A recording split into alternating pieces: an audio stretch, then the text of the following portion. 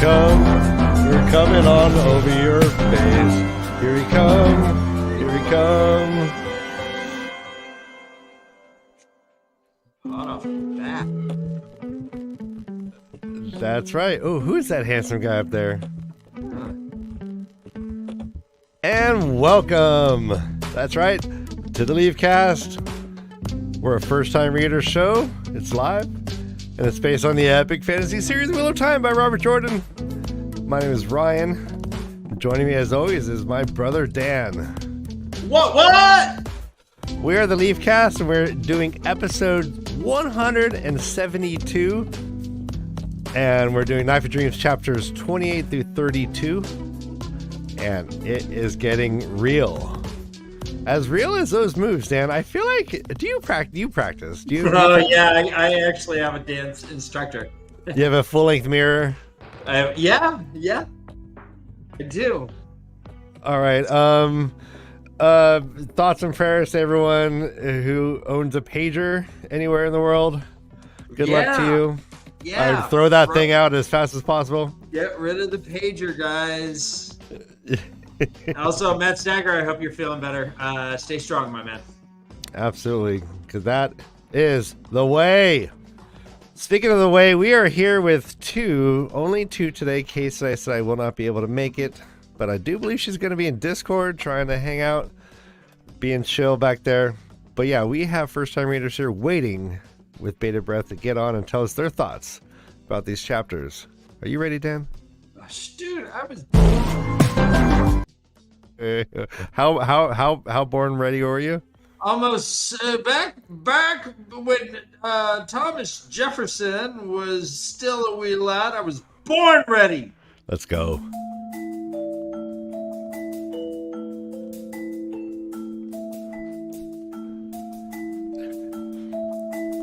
It's such a menacing song. Maybe we should be more joyous. Like, here they come, watch out. They're trudging through the marsh. Yeah. On right? cloven feet. Proper dark print. Use it. You're right. You know what? You're right. And here they are.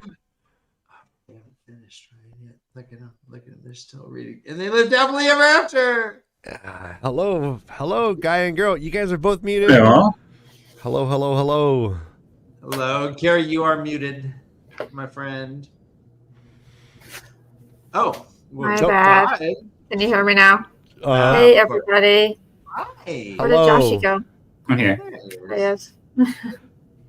Your hair is on point right now, Carrie. Good job. Yeah, got it done tonight. Whoever I asked did my friends. Yeah. I asked my friends, should I go wavy or straight today for the show, and they voted wavy. So here I am. I like it. I like it much. That is awesome. Your friends. That is awesome. Whoever did the do, they did well. And yeah, Josh, your barber is doing great with knitting. I actually did get a haircut today. Very nice, nicely observed. Oh, did you get a fade? I did. Awesome. Did you get the high fade? As usual. Yes, sir. Do you look like Vanilla Ice underneath that hat? Is that what's happening? I can't even picture this high fade. We may have a special guest drawer as well this evening. We have a drawer? I hope they have good slides. A drawer.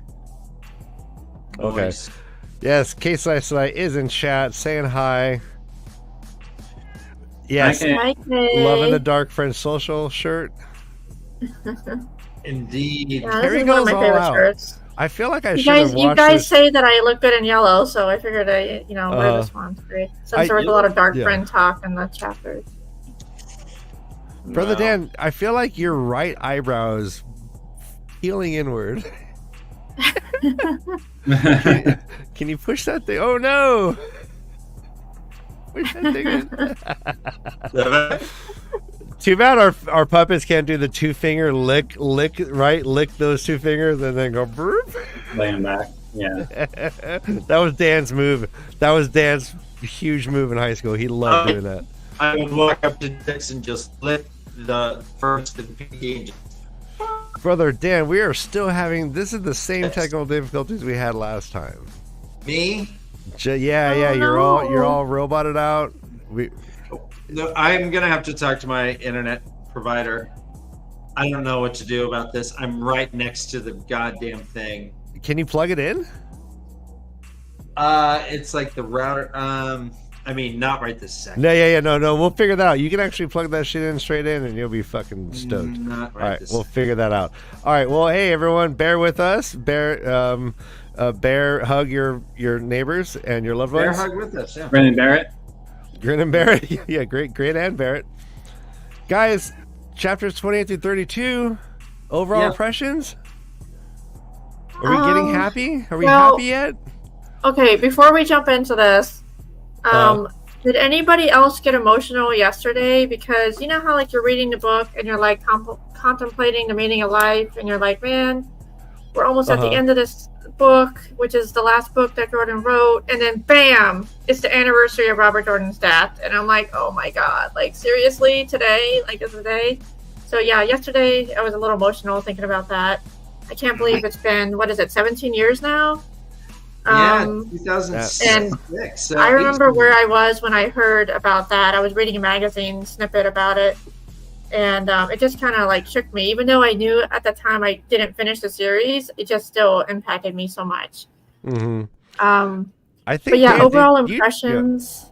Oh, go on. Sorry. Go on. No, you go on.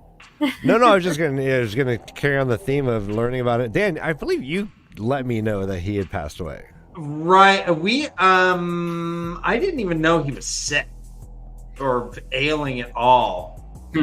I just heard he died, and I was like, oh man. And Ryan and I were like commiserating because we're like, well, there goes that series. There goes that series. Yeah. No, but then it was like I remember thinking it was uncanny. Like this man dies of a rare blood condition. He had tainted blood, and then which yeah. Anyways, no, Dan, too soon. Tainted blood. Too soon. All right, you're a brute. It's if I didn't sing so well, then it would have been horrible, Ryan. Oh, completely. That's a good point. All right, no, but yes. Voice thing. And I did have some feelings yesterday as well regarding that, and it made me look and say, all right, this book was 2005. Like just reflecting on the whole process of someone fading away. You know, the whole thing kind of bummed me out a little bit. Yeah, and then he but what a fucking hero, man. He knew. It wasn't like sudden. He knew. He got a diagnosis, and he knew, and he fucking prepared. He lined up a Brandon Sanderson. He finished this book. He was a boss. It was something he didn't want to do. Apparently, he had no intention of anyone else writing the story. But as his demise became more and more kind of evident, I think he had some self-reflection with Harriet, and Harriet had recommended Sanderson, and I guess that he had a meeting with him and then decided that he was the way to go. I'm glad that we do have a conclusion. I mean, it is really a blessing. Love it, and we're going to love going through it. Yeah, we're going to love it. You're going to love it. I'll take your word for that. I mean, we have anxiety going into the last couple books a little bit. I don't know about Josh, but I do. I mean, just because it's unknown territory, unknown author, and I wanted this to be my introduction to Sanderson, even though he wrote so many books. I wanted. You haven't read any Brandon Sanderson? No, this is going to be my first time reading him. I've read quite a bit of Brandon. I've read quite a bit of Brandon Sanderson. So. Yeah. I don't have Sorry, I'm the one who brought it up. Yes. Yeah. We're reflecting. I mean, I know like we all know we were where we were when JFK got shot. I was a zygote floating around in my mom's body. No, I wasn't a zygote. No, you were a sperm and an egg separated. I was like a hyphenated like parts that have yet to be joined. But now Stardust, my man. You might be crusty, but you're not that. No, but I mean, like, but I, like, for reals, it's significant that we remember literally the moment we learned about this man's dying, and that's a testament to like who he was for us. Like, Josh is a newbie, but yeah, that's what we're talking about, Dan Lou. Oh yeah, no, she's informing chat. Of course she is. Yeah. What was your connection to the series back then, Carrie? Back when he passed away. Yeah. Okay, so just a refresher on my origin story. So I started reading in the late 90s. My cousins got me into it, and then life happened. I went to college, and then crap, you're like, I gotta study, I gotta focus on schoolwork. So the books kind of got put on the back burner because I didn't have time to read for pleasure and study. So I got halfway through book 4, and then I had to stop. And I stopped right at the part where Rand was about to enter Viridian, and I had no idea at the time that was where I stopped. So when I picked up the series again and I got past that part, it was like, unknown territory for me. So I loved the books. After like the first 2 or 3 books, I declared this the best book series ever, according to me. One of my favorite book series ever. Even though I never finished it, I still collected the books over time as they were coming out and put them on my shelf. Someday I'll read them, someday I'll read them. And so that's why, hopefully that answers the question of why I was still so impacted by his death, because I still adored him, even though I never finished the series at the time when I was younger. Yeah. No, that's a good story. Yeah, I mean, so go ahead. I tended to come to bands and books after the artists were already dead. Artists and authors were already dead. So this fits my personal pattern of how I experience things. Josh was late to his own birth. I was. So Twacast says, Brandon Sanderson's eulogy on his blog made Harriet aware of him, and that helped. Yeah. I mean, think about it. They only really had one person in mind, and thank God he said yes. Right? Well, we got this from Chris. Hello, Chris. Jim Rigney. Jim thought Brandon Sanderson would be a good pick. Harriet made the decision. Nice. Okay. Welcome, Chris. And what year? Chris. What year did RJ die? 2006. 2006. Was it 6 or 7? I believe it's 6. I thought it was 7. Yeah, I could be wrong. But chat, correct us. Who's right? It was before the internet. We can't look I this stuff posted up. something yesterday about it. I should know this. 2007, September 16th, 2007. Okay. Dang it, I thought it was 2006. All right. Okay, so our overall, back on track, our overall thoughts on these chapters. I thought they were bangers of some chapters. I loved how there was a lot of action. It helped me read it more easily. It was more fluid for me. What about you, Josh? So I'm not a fan of battle chapters. Okay. I have a hard time reading them. They're very crunchy to read for me. I don't know a better term. I don't want to. It's hard for me to stay interested. So I wasn't a super big fan of these 5 chapters. But lots of shit happens, as always does in the last 5th of the book with Robert Jordan. We did at least get some stuff that happened earlier on. And then we got this little lull. But yeah, I don't know. The battle chapters are hard for me. They always are. Because they're not philosophical. They're not really engaging. It's just a bunch of actions. I don't like action movies. I don't really like action chapters. So for me, they weren't my favorites, but some cool stuff happened, I guess. Yeah. I mean, the story progresses for sure, but they weren't my favorite writing. My favorite writing is the Matt chapters from a little while ago. I think those were some of, and the 2 on segment. I think that might have been the best writing in the entire series to date, as I mentioned during that show. So I they're fine. I mean, I struggled with battles earlier in the series. I mean, as many of you know in chat as well, you guys, I struggled through book 6. I know book 6 is a beloved favorite of a lot of people with Demise Wells battle at the end. Well, I read that battle and I was just like, it didn't really do much for me. And I know I'm probably going to get a lot of hate for saying that, but like, it was one of my least favorite. It was one of my least favorite books overall, only because it took me so long to get through it. But I think if I gave it another shot, maybe I'll like it better. But all the battles up until book 6, similar to what Josh said, I didn't really care for much. But these battles in this book impacted me more in a good way, I think.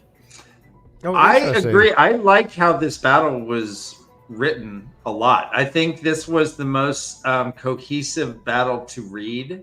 And actually, I think that it's interesting that you say that, Dan, because for me, there was no fog of war in these. There was no a lot of the early. I liked actually a lot of the earlier battles, the way they were executed, because they were terser and less like watching an action film. Like I feel like this was like watching Too Fast, Too Furious or something. Like there's all these cut shots and action happening super quickly, and it just doesn't do it for me. My favorite franchise, huh? How dare you besmirch the great fashion? They have as many words probably as Wheel of Time does if you look across all 25 of their movies or whatever.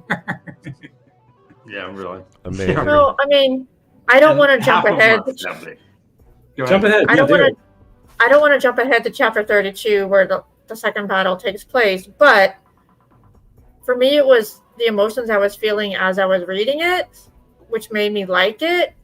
But when you think about why the battle was taking place to begin with, I was so pissed off at Elaine. Like, what the hell, lady? Like, you made a stupid decision and now thousands of people are dying because of it. Right. And we'll get into what Brigitte has to go through. She's put in a horrible situation. But all right, let's wait, real quick, Matt. Breaker wants to chime in here. The Matt chapters where there are no battles. Are you saying you enjoy the menagerie chapters? If so, you and I are in a small minority. I do like the menagerie chapters. Yes. Yeah, absolutely. Yeah. You wanted him to play stones, man. Yeah, just play snakes and foxes all the live long day. I mean, for me, any chapter with Matt is a good chapter because Matt is the true hero of the Wheel of Time. Ooh, those are Rapscallion hero. I like it. At least that's what my brother always says, and that's my favorite character, so I can't disagree. Well, I mean, there's still 3 books to go. You might change your mind. Yeah. You never know. Let's start on chapter 28. This is called In Malden, and we have a map. Ryan, do we have a map available or no? No, my bad. I'll find one right now. Okay. Okay, so dumb question. What's the purpose of showing us this map? Like, why is it here in the books? I for one like the maps. I like that we're seeing where the aqueduct comes into play. We're seeing, I don't know, we're just seeing the overall geography and structure of the place. I visualize things okay, but I like having an actual map. I also was sort of this seems really weirdly out of place. This seems like out of place, yeah. I felt the same way, Carrie. I think all the maps are kind of Or maybe it's because I don't know how to read the map. I don't know. I'm looking at it, I see a bunch of streets and buildings and... What are the tower-looking things around the outside of it? Those are part of the crenulated walls. There's a gate that goes in. It's a walled city. Is Malden itself a blow-up? Is this a blow-up of a smaller section? It just... Correct. Yeah. Correct. So if you zoom in, yeah, there you go. Exactly. All right. So this is where Trump said the storm was bigger than it was. It's definitely going to Alabama.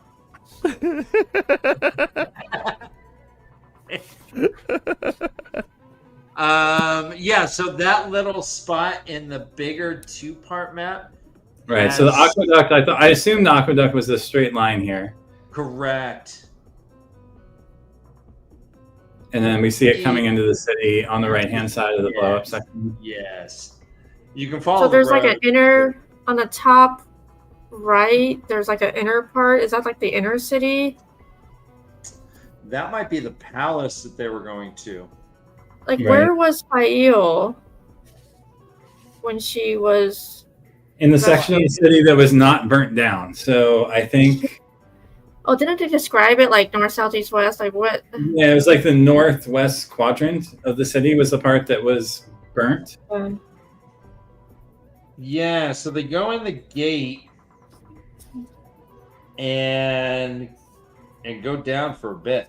So right. it's northeast, I guess probably sounds about right. But so yeah, that's where we're at. We're in Malden, and this starts off as a Fael point of view. She is doing her thing. She's about to leave. She's getting ready to leave. She's like, "Girls, today's the day." Okay. Go ahead.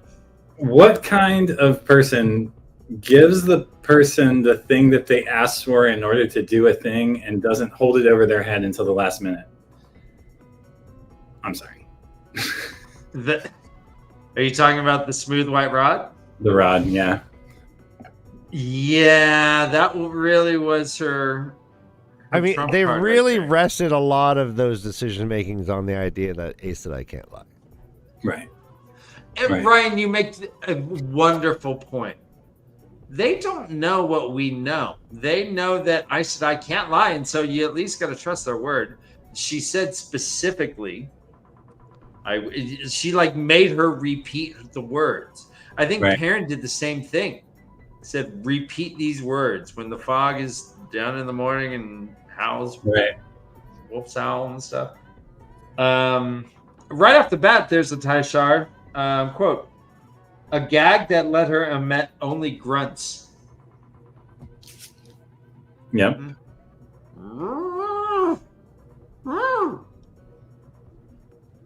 Keep going. So yeah. Give me the preamble to the Constitution. When in the course of human, no, that's yeah, I don't know the preamble. So that one of the people who is a Gaishan like tries to go sneak off and rat him out. They capture her, tie her up. Bani Shiad have to take care of her, so they can't go with them to the city. Did you hear them talking about how they wanted to murder her, but they're like, "Oh no, we're not going to kill her because we can't find the body." Yeah, they're like, "Where are we going to put this body?" Nice. Yeah, Megan is like, "Where? It has to be somewhere she won't be found for at least a day." And Fael's like, "No, there will be no killings." But she goes outside and there's like 30 or 40 Gaishan. Well, remember who these women are. Aren't both of them ex-queens? Yes. Literally both of them are ex-queens. Very used to just like casually killing people. Like, yeah. They're not good people. Yeah. Like Hillary Clinton. They're not good people. None of these people are good people. We wouldn't want to be friends with them. Well, yeah, but they're gonna blab. They're gonna blab and blow the plan, man. They got a plan. Let's say you're gonna escape like prison, and someone like is gonna rat you out. What are you gonna do, man? You're gonna shiv him, right in his goddamn rat face. All right, so this is a good point, and I was wondering. Let's just bring this actually back up. Do we think this map is showing like burnt out portions? Because that's what I was thinking on the bottom there. It's either the super condensed or that's all burned out. I thought it was the upper section that was burned out, where it's all like less light. But we'll have to look as we go through. She does mention what quadrant it is that they go into. Yeah, she does. We'll pay attention when we get there. So they're like, all right, we're gonna go. Banishad, you take care of that stuff. They're going. They go out of the city. It's not a big deal for Gaishan to leave the city. They have all their stuff in laundry baskets. They're carrying all their loot in laundry baskets. That's incidentally how Annie, little orphan Annie, escaped the orphanage, was in a laundry basket. So long line of laundry basket shenanigans. Hey, Ryan, can you? Okay, thank you. Isn't that how Cleopatra stole in and met with Caesar? In a laundry basket? Yes, that's also how Moses. He was put down the Nile in a laundry basket. Yeah. It just happened to float. Yeah, it was a floating laundry wicker basket. Malden is dodgy. They're going into Malden. Apparently, there's been assaults. Said women have been assaulted there, sometimes by groups of men. It is not. So they're on guard. They each have like knives up their sleeves that they're ready to just use the pointy end. But they're boogieing. They don't want any of the Gaishan to see them. They're going off to their spot. So they go to. Okay, here's why I thought it was the north half. This is the sentence. Only on the south side of this street were there any structures even close to whole. This was where the fire that had raged after the Shido took the city had finally stopped. So I assumed it was the northern quadrant of the city that had burned. All right, wait. But north is look at the compass. North is not right. Like is north. North is top up. The arrow. Look at the arrow pointing up towards the top of the. That's north. Right. So the north south is bottom right. Yeah. So the south part would be the part that didn't burn. Right. The north part would be the part that did burn. Okay. I mean, that's how I read it. Again, I could be totally fucking wrong. There's very little information, but Fael slips into an inn. She goes into her hidey spot. Ta-da! I got the rod. She takes the rod, and they go to meet Galena. Galena says to go meet at some place. It's mostly burned, but not all the way burned. They're like, okay, how stupid can you be? Don't go in a building that's about to fall down. And they're like, why are we going there? And she pretty much does that because I said so. Quote, because I said so. It says, why not in one of those sound buildings, Fael demanded, or right here? Because I don't want anyone to see it in my hands. Because no one will look inside that ruin. Because I said so. We do, through, and they're like, well, looks safe for her. I'll go in. We do get the classic Robert Jordan. There's toys and dolls in the street. His image from Vietnam that he uses in every book where he talks about war. Oh yeah, yeah. It's war's hell, man. Bet you their shoes. Here and there lay children's toys, a wooden horse or a doll whose paint was beginning to flake, dropped by the very young who had been allowed to flee. Like the very old, the ill and the infirm. Yeah. And a girl was playing with the horse and a boy was playing with the doll. What, Ryan? Hey, speaking of, you know what? Speaking of, because I said so, people stop me in the street all the time. And they say, Ryan, why Bella? I say, because I said so. Bella!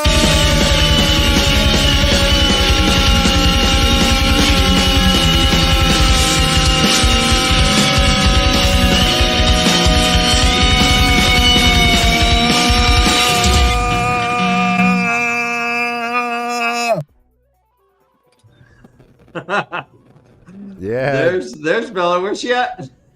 Bella's dancing. I wonder what Bella's favorite is. All right. Well, hey, look what appeared. Whoa, what? Speak of Bella. Oh, hi. What? Hey, guys. Oh. Hey, Joe. The handsomest man in in the Josh. Wheel of Time just joined us. Okay, so this validates Dana's point. The southern end of Malden was a ruin. They halted at the edge of the devastation that edged around the corner, so they could not be seen by anyone glancing down the street. Okay. From where they stood to the southern wall near 200 paces, marched ruthless shells with blackened stone walls interspersed piles of charred beams.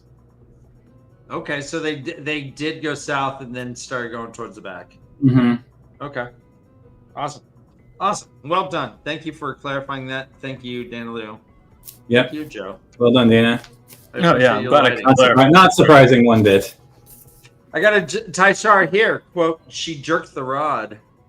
Does that work? That does happen. Oh yeah, that works. Oh, they give Galena the rod. She says, give it to me. And Fael does. She said what? Give it to Okay. Give it. Where is it? She says, coolly. Well, how did give she say it, Dan? Give it to me. I think Wait. well, Fael set her basket down and shoved her hand deep inside. Mm-hmm. Okay. Oh. Good lord. When she brought out the white rod. No. All right. Okay. It just builds. It's like a. It It's keeps like, building. Yeah. it's We like got a a pizza couple of that you Tyshars want to left. keep on putting toppings on. And so they do this exchange down in the basement of this burnt out place. She's like, here, let's go in the basement. That's the fun spot. They're like, okay, how are we getting out of camp? She's like, oh, here's the plan. Wait a minute. Did you guys hear that? The classic. Did you hear that? Whoa, do you hear So that? classic. Just I'll be right back. Let me go check. Clunk, clunk, clunk, clunk. Slam. You hear the door slam. You hear the lock. You hear a bolt. Yeah. and then the freaking place crumbles. The whole building kind of avalanches down. They're like, oh no. People get bonked by beams. yeah. Get bonked by beans. Fael's shoulder got bonked. Yeah, shoulder got bonked Yeah, big for time. sure. Someone else was bleeding from her bonked Beam bonk. dome. No, Eliandra was bleeding, not Fael. A bean bonk. Thank you, Ryan. Uh-huh. Beam bonk.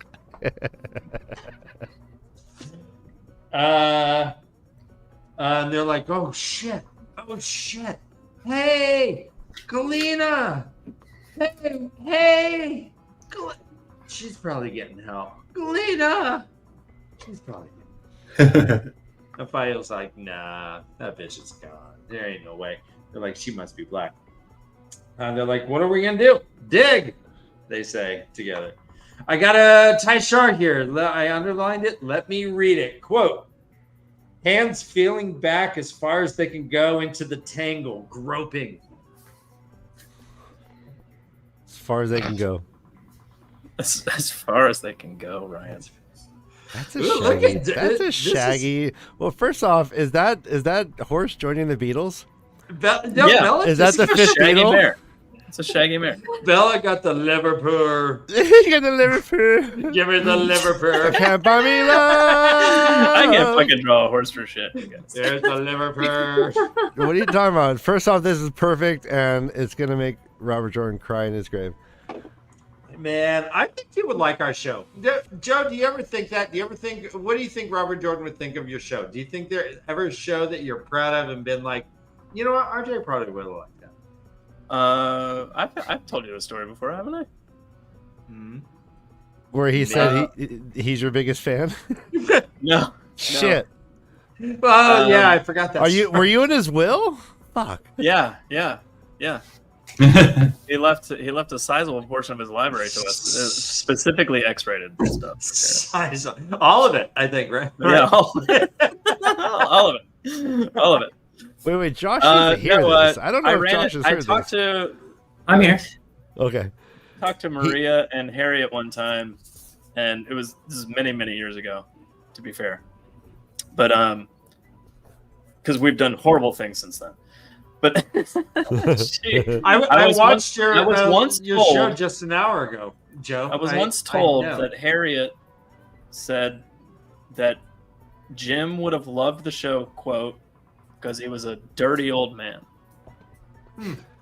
That's what I was told one time. He probably would have liked your show. I think tonight. Harriet was talking to Maria about our show, and then and her response was, "I think Jim would have loved that show because he was a dirty old man." I That love was it. his response. I love it. That makes me And happy. I think that's the greatest, compliment I could ever receive.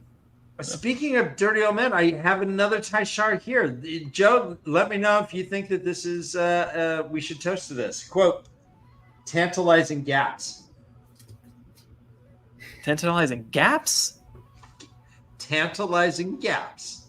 Oh yeah, Like- 100%. Many, just like 100%. more than one at least. Taishar.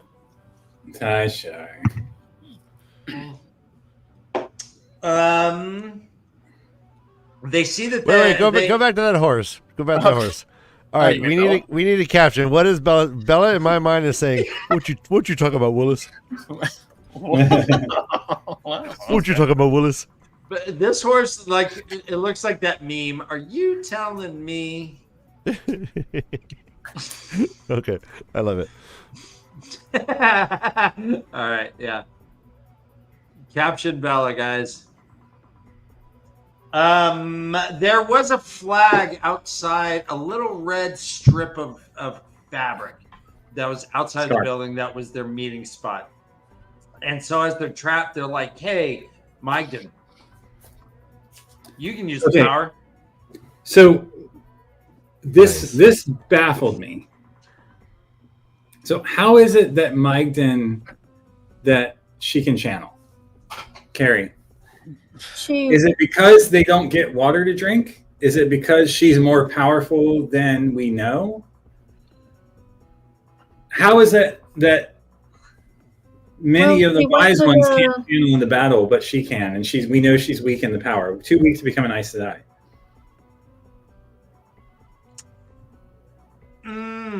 I hear what you're saying. What do you think, Carrie? I mean, of the group of people that Fayo was with, wasn't she the only one that could channel? She was, but remember, there's fork root tea in the water supply. Right, but they didn't have anything to drink when they collapsed into that building. So I think the water supply got It's been for days. after. It was 3 days that they were put the fork root tea into the water supply because it was weak. So it doesn't make sense. Well, unless Mygden just didn't happen to drink water for 3 days.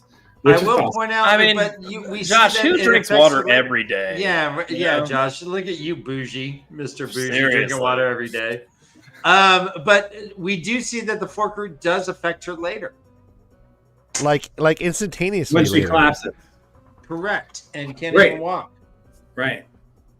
So When she Maybe drinks she had a water. stash of clean water separate from the other people. Like maybe the Possibility. Gaishan had a different the bitch drinks pool of wine. water. Like I Water? Like from the toilet? Bitch drinks wine is the best answer. We're done. It's just it's very convenient. Well, we can Plot armor type convenient shit going on. Can we say that the timing was that it wasn't going to hit until today? Mm-mm. I mean, to Josh's point, that was the whole reason they waited, right? Yeah. They make did sure it it 3 days took in advance to make sure that it was effective at the moment of the battle, which was going on literally like as she's doing the fucking thing.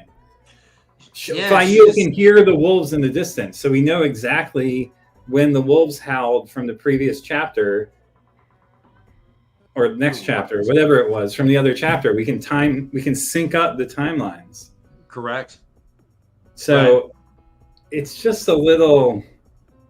It left me feeling kind of like, okay. I didn't like it. I didn't like that aspect of it. Okay, I hear you. She does get hit with it later, so maybe Right when she slams the water out of the water bag, she's like collapses, right?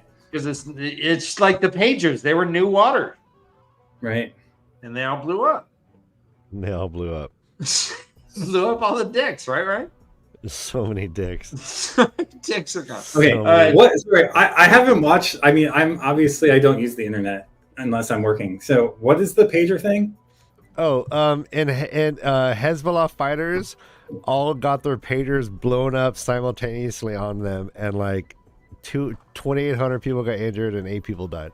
At least 8. There's the 200 are critically It's one of the injured. biggest mass like cyber attacks or whatever. It's still We hard to don't even understand how know, it yeah. happened.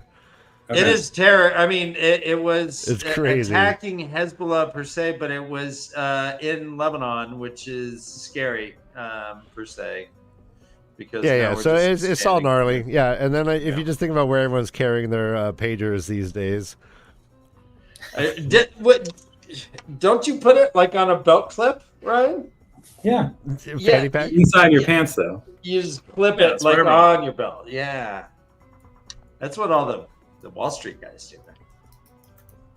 And drug dealers. All right, so They all threw so their this pagers away. ends with them in the basement, still like can't move anything.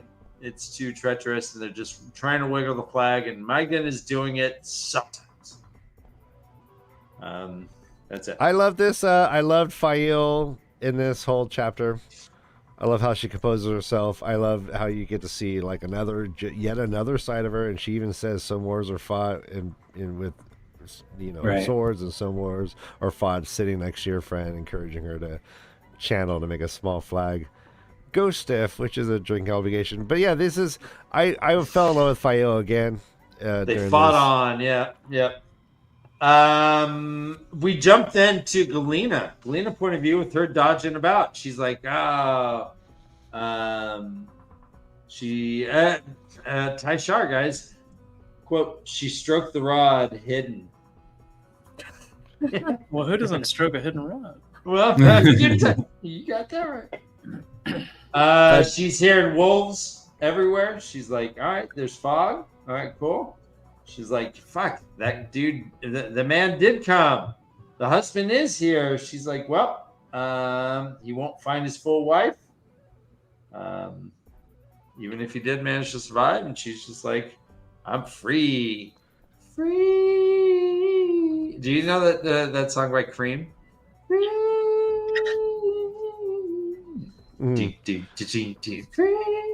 Breaker. Yeah. I don't know about you. Kesai and I are huge fans of Fael. I don't think other people in this group love Fael. Am I right? I love Fire on this whole chapter. No, she's good. Yeah, she hasn't hurt children. She doesn't cry Just in about this it. chapter, Josh? Anything What's in that, this Jim? chapter that I missed before we jump to chapter 29? Nothing that you really missed, but just something I wanted to say really quick. Please, So, yeah. going back to the Fael love-hate, I mentioned in a previous show that I only like Fael when she's captured, which is funny because up until the point of her being captured, I couldn't stand her at all. But in these chapters with her being kidnapped, I really enjoyed her as her character growth over, the last couple books. But I did want to mention how I really like this chapter because the women are trapped. They don't know if they're going to make it. And what I like is their perseverance and the fact that they're never giving up. And, my boss at work has a mug at the end of his desk and it says, never, ever, ever, ever give up. So it kind of reminds me of that. Like, no matter what problems you're facing, just keep trying. And I love that. Mm-hmm. Mm-hmm. Oh, Yeah. They're like, what are we gonna do? And they're like, we gotta dig. What are you talking about? We there's a problem. We gotta fix it. I mean, yeah. So, Go ahead. no, it's interesting. And people are going back and forth about Fael. My friend was over today and he heard me talk about Fael and he's like, F Fael, basically. And I was like, it's not fair. He's like, Exactly. oh, she's Yes. just so she's always jealous and whiny and this and that. I was like, no, you only know this because of parents' nose. Otherwise, she's super composed and super like able to compel people. She gets captured and she has Gaishin just like pledging allegiance to her. She's that powerful. I think it's unfair to judge her by parents' nose. I think it'd be I- unfair What to do you judge mean by anybody about parents' it. nose? What is that supposed Yeah, to mean? yeah. So much of what we know about Fael is Perrin being like, "Oh man, she smells this way, she smells Perrin- that way." Right. Yeah. Oh, yeah. Perrin's like- She says yes, husband, but she smells pissed and jealous. Yeah, yeah. She says one thing, and then Perrin knows. Yeah, Another so thing to be the true. readers Yeah. think that's being duplicitous, but I think that's fucking showing some goddamn self-control for once in everyone's lives. I wish everyone in fucking chat would show some goddamn self-control. We all should file up a little bit. Right? Are you taking chat? I just did, yeah. They're out of Yeah. control all the time. All the time. No, yeah, but for reals though, yeah, she's super composed and she's keeping her shit together. Perrin is just constantly unmasking her, unbeknownst to her, with his fucking nose, and like everyone thinks she's a bee, and I don't think that's fair because But being an empath is like a real thing, man. I mean, like, if you're an empath and you think your partner is lying because you sense their emotions, no, Josh, Where does I'm that- an empath. where does I'm an that leave you? empath. I'm an You empath, and smell I their constantly emotions, appreciate. No, I appreciate Josh every time you don't tell me exactly what you think, Yeah, no, I don't even wanna though know. I know you're thinking it. That's how. Keep it to yourself, is my opinion. I don't want to smell your what shit. I'm feeling, but that's what I'm feeling, not what I'm thinking. Carrie, would you like that ability to be able to smell emotions? Yeah, fuck yeah, Dalu. I don't know. I don't know. I just I'm curious how his ability is going to progress through the rest of the books. Is anything going to change, or is it going to be the same as it is? You know. And I actually was thinking about this, and I'm glad you brought it up, Ryan, because when he interprets human feelings through the scent, he relates them in wolf thought. He doesn't relate them as a human experiencing human emotions. And I actually underlined the section where this is evident in the later Perrin chapter during the battle. But he relates them as if he's hearing thoughts from a wolf.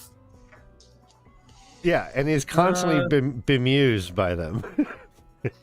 And It's left not, scratching his chin. he's not reading people as people. He's reading them as wolves through his ability, Uh-huh.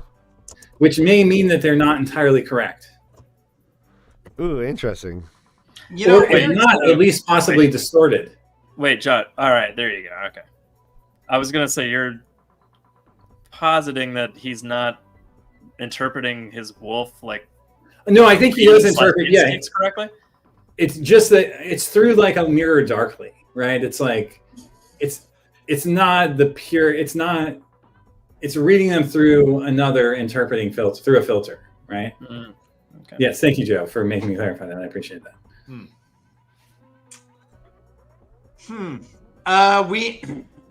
I'm sensing some sort of. Perrin's not the only one that has this ability. Brigitte in the final chapter, and we'll get to that. She does not sense fear From from Elaine. Elaine at all. Mhm. Does the water bond generally allow that? Are these sort of emotions flying back and forth, or is this one special? I'm sorry, I'm distracted by lips right now. These are the greatest lips I've They're seen. very good lips. Yeah. I think it's common. Okay. So a warder could sense that their Aes Sedai is jealous. The emotional state of their Aes Sedai. I think so. Okay. What do you think, Carrie? I mean, I want to say I think it's similar, but it's still different. Like, Oh yeah, she's a I hero. feel like I don't know how I'm gonna word this. I feel like Perrin is sensing more than you would if you were in the water bond. Yes. I think the water I think bond so, still too. masks certain things from the people. And I think the Aes Sedai can manipulate what they send back through it, right? Or at least- Yeah. Whereas Perrin, no one knows that Perrin is smelling their emotions. And nobody Yeah. can suppress what they're feeling because he just picks up on everything.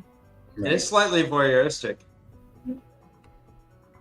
But I mean, we'll In get to an Jason, at example. least. We'll get to the greatest example of Perrin growing up. I mean, like we're gonna get there, but during the rescue scene, Perrin shocks me, and I can't wait to talk about it. Okay, let's jump into It Perrin. involves him smelling the shit out of Fael, but we'll get there. I'm gonna smell you. Smelling He, the shit out of he Fael. rescues her, He's smelling the turns her fucking around, wet sniffs her Fael. butt, and like says, "Hey, what's up with this Roland dude?" I've been making knots ever since I seen you, Ryan, and there's so many knots. I feel like this is an actor I know. Yeah. So chapter 29 is Marcus called The Rutherford, Last Knot. And this is Perrin. Perrin is up on the ridge. He's looking down at the camp. The camp's huge. The mist. Grady. Neil. Neil made the mist. He's all, yeah, this bitch is going to stay around till at least noon. And nothing's burning this off. It's like, awesome. They see here, I wanted to mention this, guys. Here's the line here. It says, inside the fog, he couldn't see more than 10 paces, but he sees he comes across other two rivers, guys. Most were squatting or sitting on the ground, resting while they had the chance. Jory Conger was trying to entice some of the others into a game of dice, but he was quiet about it, so Perrin let it pass. No one was accepting the offer anyway. Jory was uncommon lucky with his dice. What? I noticed that as well. Yeah. So it's another person who has the Dark One's luck, right? Isn't that the implication? I wonder. It says Jory was uncommon lucky with his dice, so I wonder, is he cheating, or is he Taveran luck? I mean, he's a Conger. He's a Conger, I know. I wouldn't trust his dice either, I guess, but gee. He said he was uncommon lucky. All right. Well, I just wanted to point it out. No, I mean, like... No, I underlined that too. It stuck out to me as well, Dan. So what do we think? First-time readers? Interesting. I mean, anytime there's mention of luck or dice, I always think of Matt. So does somebody besides Matt have this ability? But he got the ability... We don't know. No, he didn't get the ability from Shadar Logoth. He had it before. He had it before. There's no reason to think that Matt's luck is because he's Taveran, in my opinion. Did he get it after? I think we might have talked about this already. Did he get it after he went through Viridian with the door frames, the twisted door frames, or did he have it before that? I can't remember. I thought he had it in the two rivers already, but why do you think that?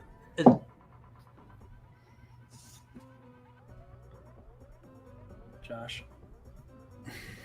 Every time Joe talks, imagine it's the drawing talking. Yeah. Why do you think that, Josh? What do you think that Perrin might say? Glaring at you. Yeah, I guess not. Is it the blood of Manetheren that's giving them the luck? Like what? Definitely had it before book 4. Right. I mean, I can tell you where I think it happened, but I mean, like, you know. I guess the dagger. I guess the dagger could have given it to him. Okay. I guess maybe I'm getting confused about the show and the books, because we do see Matt is kind of down on his luck in the books in Two Rivers before Shadar Logoth. Mm-hmm. So I guess it makes sense that it would happen because of the dagger. But before he blew the horn, potentially. But he was probably Taveran before that, so I don't think it has anything to do with his Taveranness. Sure. Okay. So Danlu points out that Matt was gambling a Faldara at the beginning of book 2. Yeah. And what's but that's still post well, dagger. Alex says that Matt That's still remembers post-dagger, being right? lucky as a child, but not the kind of luck he started having. Right. It's like he was always kind of lucky, but So could it have happened after I being think he even healed says in that, Tar? man. What book was he healed? What book was he healed in Tar Valon? Beginning of 3. Okay. Well, beginning of completely three. beginning of 3. Right. Remember, they're taking his body back in the beginning from Falm, And Right. So I love the idea that the blood of Manetheren gives you some. I feel like he was always more lucky than other people, and maybe the Congers have it too. And it wouldn't surprise me if Matt was related to the Congers somehow. Just a bunch of inbred just- hicks. Oh, They're a bunch of yeah, inbred- they all. How dare you, Josh? I mean, Cawthon, Conger, Cobbler. Yeah, That Conger knows, yeah. They're all pretty good judges of horse flesh, though. I would say. Right. Seven Balwer comes up to Perrin. He's like, "Hey, my lord, it looks like Maxima's here." He's like, "Oh, Maxima's supposed to be where everyone's gonna die." So he kind of set this up where he's like, "All right, so I'm gonna funnel. We're gonna do this. We're gonna attack from here. We're gonna attack from here. The only escape route is south, and we're gonna have Maxima's men, and they're all gonna get wiped out. And this is gonna be great." That's kind of the plan. And Maxima's like, "No, I'm gonna stay with you and watch you." And he's like, Damn. damn, Foiled again. rats." He tells Master Gil, he's like, "All right, start going north. We'll meet you at the pass, baby. We'll be there, We'll meet you at the pass, baby. That's what they said, right? baby. But you gotta go." Quote, Tyshar, quote, "Master Gil jerked, crumpling." I mean, I love the Tyshars, guys. I do. When I see one, I kind of giggle in my head when I pull out my blue highlighter. There were Yeah, a bunch it's of these. Yeah. Dan, do you have a specific color for Jerker-X? I do. You want to see? Yeah. Look. So there's yellows, Yeah. and right There's a blue one. there's the blue. What does it say? Master Gil jerked, crumpling. You just, I'm so much happier knowing that you're like you're putting a lid on a highlighter and then opening another Yeah. highlighter. Like this is a special one. And then you close that lid. You go back. to the you're other assuming he doesn't have one of those highlighters that you just click a button and a different color comes out. highlighter. There's No, zero I have chance two. Dan has a highlighter where he clicks a button. Zero chance. Zero Like chance. a rainbow He's- pen he's highlighter. Yeah, He's the most analog human I know. By You're the right, way, yeah, yeah. one of my bigger costs of That's really this funny, show is highlighters. I have to buy at least 2 highlighters a book. Because you Like run- this you one run I out of have blue now was fast. starting to fade. Yeah, it was starting to fade at the end of today. I'm like, damn, I need another highlighter. Anyways. I'm sorry, I can't highlight my book. It's too precious. Oh, I have workbooks, and then I have like There's real workbooks. books. Gary, Yeah. and then there's the ones that you have on your shelf as a prize. Okay, so basically, I need to get another set of books and then make more detailed notes on my reread. next time. Yeah, and then you have to display them in your background, yeah, perfectly yeah. centered. Put a little bit of money into the show. That's all they're asking. Just a little You bit. know, just sink some money into an entire new collection of books. Yeah. Not a big Get- deal. Get those lavender lights like everyone on YouTube has. Dana, I'm smelling your sarcasm as if I'm Perrin. Okay, that's really funny. Okay. All right. I think this is correct. The biggest cost of the show is the alcohol. Yeah. Speaking of which, everyone, Yeah, drink it. Yeah. take a second. Bear hug your dog, your cat. Bear hug your moms, your dads. If you see us in person, bear hug us. bear hug, yeah, bear. Thank you for bear muting that, hug. Joe. Grin and bear hug it. Yeah, I'm a Chris- professional. Okay, where were we? Massima Massima. has 20. Yeah, Oh, Massima. yeah, or whatever. 20k men with him. Right. And he says, quote, he's like, you speak as if you're gonna be hanging out here. And he's like, well, yeah, I intend to stay close to you. A pity if any misfortune to befall you just as you reclaim your wife. And so he thinks, so a small part of his plan had unraveled already. A hope, really, rather than part of the plan. If all else went well, the Shido who managed to flee would carve a way through Massima's people without more than slowing a step. But instead of taking the Shido's spear through the ribs, Massima would be keeping an eye on him. Perrin was kind of hope. Is he setting up? Is he being a jerk right now? Like a defunct leader saying, yeah, you guys stay over there, and then everyone's gonna beat you up. I mean, is that the point? Is that what you were getting from this carry at all? Like, that was what his plan was? Was that Massima? All right, we're gonna do this. Massima's gonna be up there. He'll die because all the Shido are gonna come. It's funny that his plan was for Massima to be in a different area, and he was mad that he was not where he was supposed to be. I mean, did you honestly think he was gonna listen to you when you know he's already not even a good character? Like, I don't know. What did he? Let me rephrase my question. Do you think that he was true? Was this part of the battle plan? Could Massima's people have helped more if they were just like on the ridge with everyone else? Or, I mean, he set them up so that this is where they were going to go and die, right? Yeah, I mean, it sounded like his men were, what word am I looking for? The most expendable? Cannon fodder-ish? Yeah. Like, they were the ones that were going to die first. And of all the Right. people with all the different groups, his men were the one that were going to die the most out of anybody. But let's say that there were no Massima's men. Would he have put anyone there? I don't know. Yes, he would have had to. Huh. Shanshin, huh? Probably. Not his Two River. Not his beloved Two River folk. His little, beloved Two River folk. Yeah, I think Paris.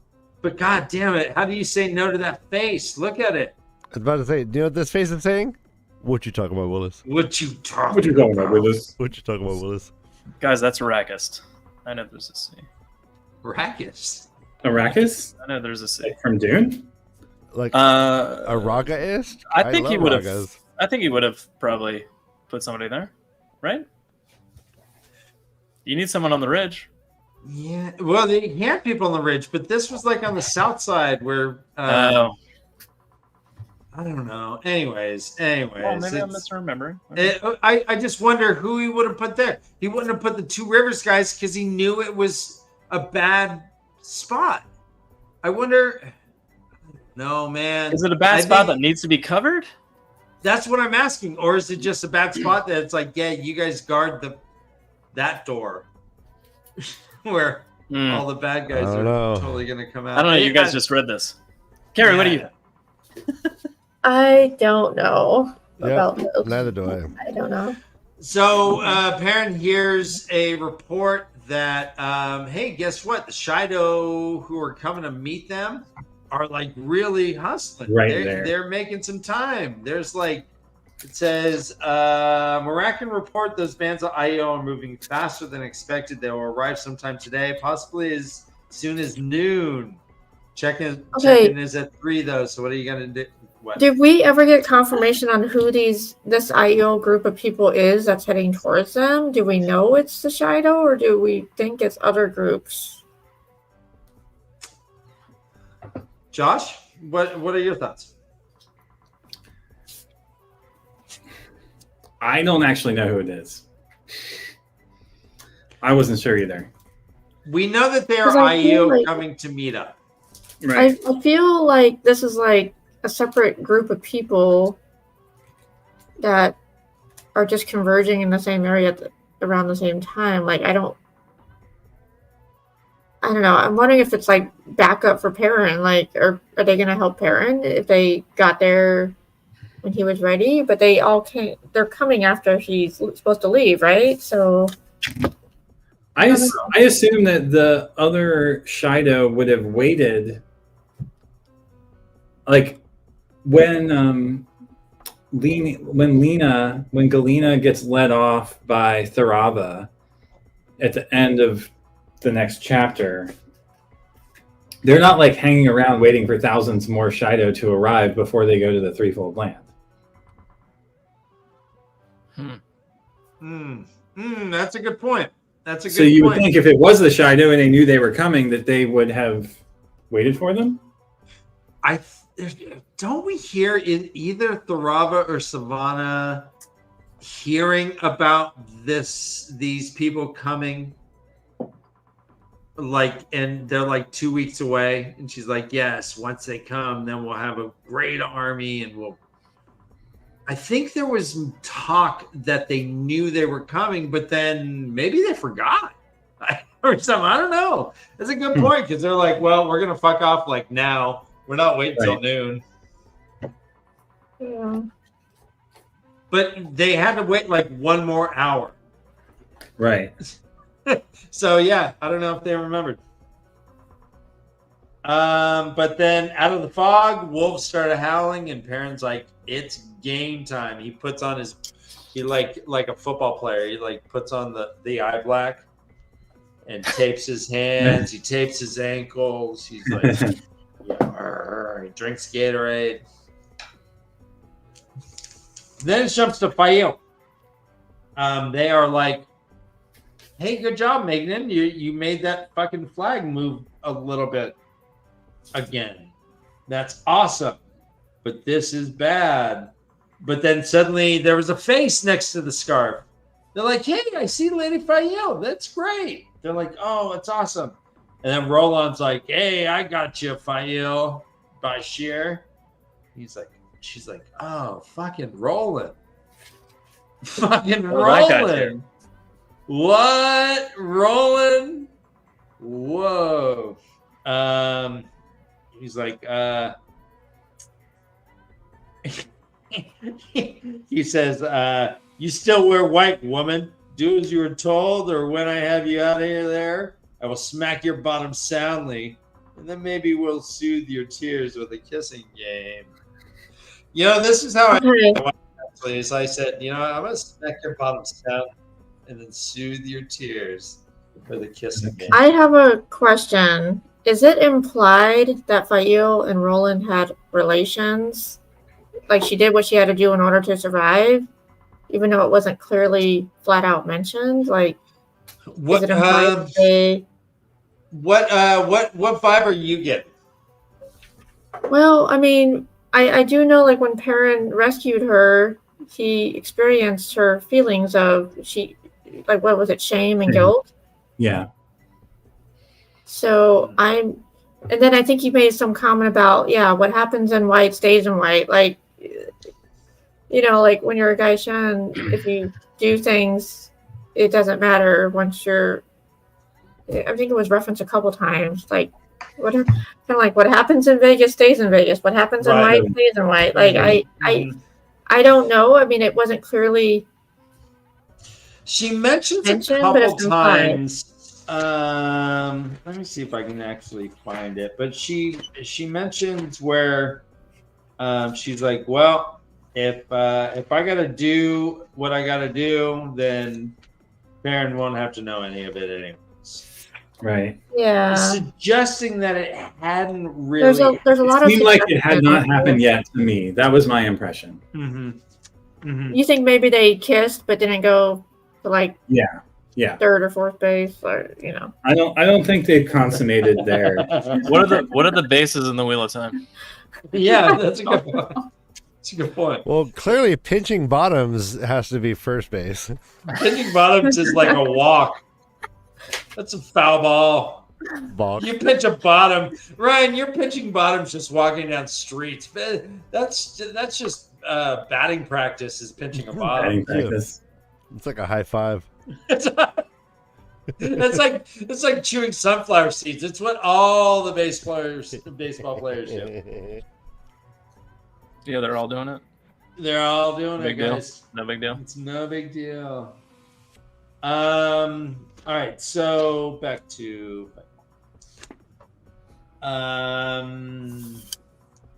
they're like, all right, there's so Roland and some people show up, and she's like, fuck yeah. And it says, here's the line actually, Carrie.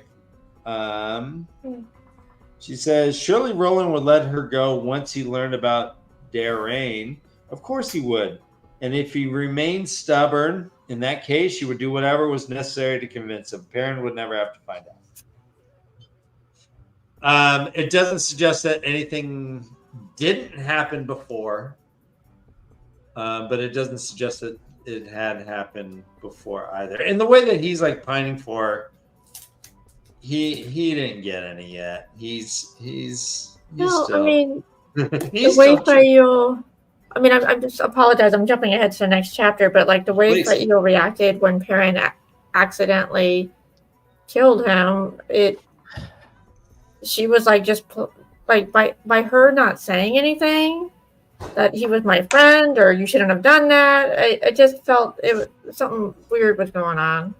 Right. Yeah, we'll jump.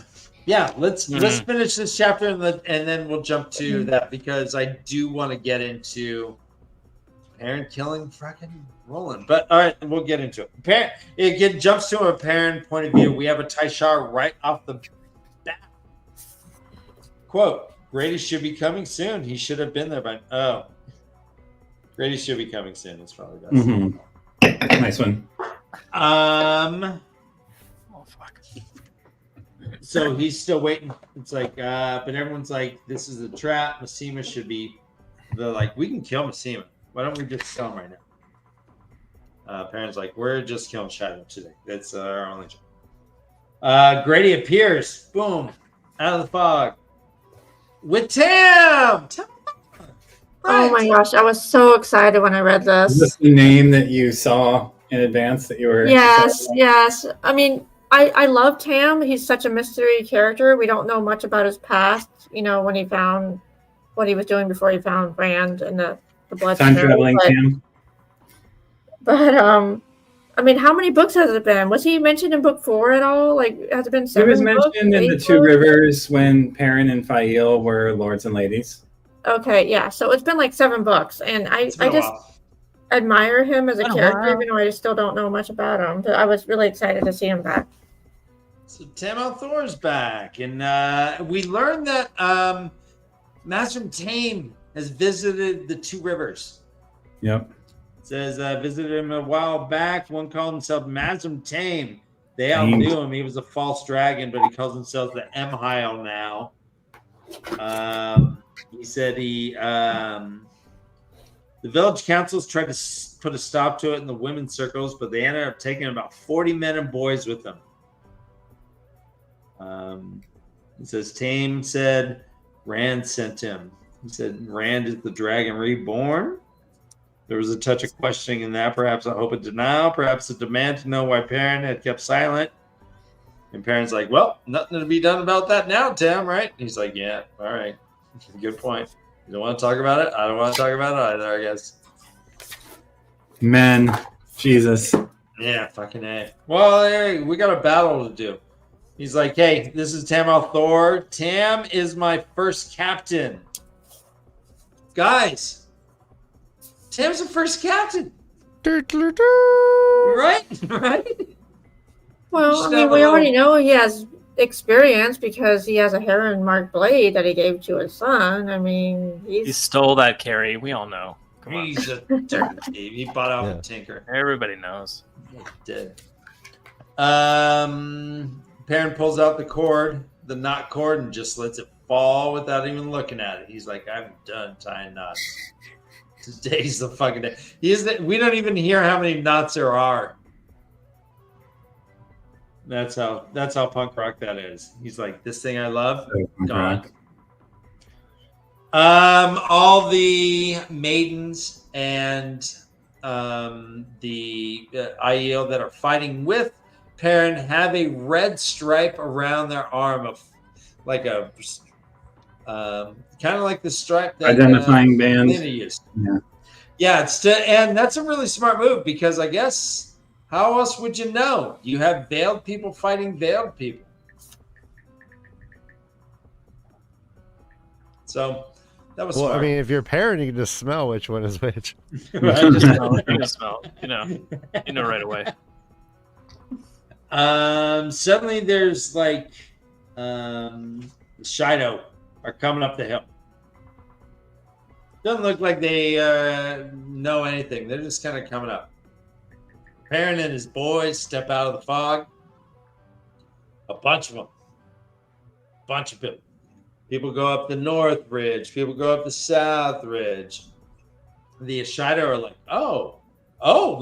we dancing? Up go the veils. They start rat-a-tatting on their fucking buckler. They're like, Hey, Dan, bucklers. remember, this is really boring for Josh. So just be Yeah, I know. sensitive. No, Be sensitive. No. John. So boring. Tam's like, Tam's getting PTSD. Tam's like, Yeah, I he do starts not getting like he's that getting the sound. shivers. That's like a helicopter overhead for a Vietnam vet. Like, please don't do that. The shadows start flanking. That's the term that Ty Lee uses. He's like, these bitches are flanking. All right. Suddenly, fireballs start flying. They're like, oh shit. Can I get that sound effect one more Okay. time? Wait a second. Did you skip to the next chapter already? I'm on the last knot. Okay. I'm just making sure I'm not losing my marbles here. On the last night. Okay. Yeah. I mean, both things could be true, Carrie. You could be losing your marbles, and you're on the right Well, chapter. I'm just making a tally in my head of the points I want to mention when he asks us, did he forget anything? Because he's forgetting a few things already, but it's okay. Well, yeah. wait. I mean, no. Oh, wait. This is a conversation. Okay, I want you to, come on. Okay. Earlier in the Okay. chapter, before Perrin started to move away from the ridge, he saw the glimpses of the colors again, and he saw Rand, Yeah. and he Yep. felt that Rand, lost his hand. I thought that was important. Mhm. And then And Darren's like, whatever the fuck. He just lost his hand. Must have He's been. like, sucks to be you. Next. and then how do you say it, Massima? Massimo? When Mhm. he decided to remain near Perrin, Perrin was like, "Oh crap! I think he wants me and Verlaine dead." Mm-hmm. So that was And just. then we a- see how that happens, right? Where Yeah. we called that shit. I do have to say, all three of us, I believe, called that shit. No one trusted him anymore. That he was going to try to kill Perrin? Not that he was going to try and kill him, but nobody trusted Aram anymore. Everybody Right. thought Aram had gone to the dark side. Okay, Yeah. so back to where we were. There's fireballs. Are you guys gonna sing the "Wash the Spears" song? Because I'm curious how it sounds. Taffy Well, Bell Ryan, That's a did that very for good us. challenge. Yeah, so I think we should have a constant with the wash the spears, and then someone when the sun climbs on. Some of the intones, the other line. Yeah. All right, so You sing- you Carrie, you you do calling the for a first. round, You do the Dan? first line. Oh We'll all God! do the, Don't make me do this. we'll all do the wash the spears, and then you do the first line. Yes. Josh, you do the second line. Ryan, you do the third line, and Joe, you. I don't the know fourth line. this. Okay, wait. I Okay, Oh, first I'll of do the all, third like- line. I'll do the. Big 608, I Ryan. don't think of this. I don't think of this as a song. I just think of it as them saying the words together. So how does it turn into an actual song? They were singing in The parts. war chant, right? Wash the spears. While the wind flies high, or when the sun flies high. Wash the spears while the sun lies low. Wash the spears. Assuming they sing in key. All right. So we'll do wash the spears. You do the first one. Ready, Carrie? 3 and all right. Wash the spears. That's my. No, I'm doing my B. My B flat. While the sun climbs high. Wash the spears. I don't know the words. While the sun falls low. Carrie, do all the lines. Wash the spears. Go, God. Carrie. Who fears to die? Wash the spears. No one I know. I don't know. Yes. I don't know. All right, we can workshop that. I think we can make a song out of that this. was gonna go. That was gonna work.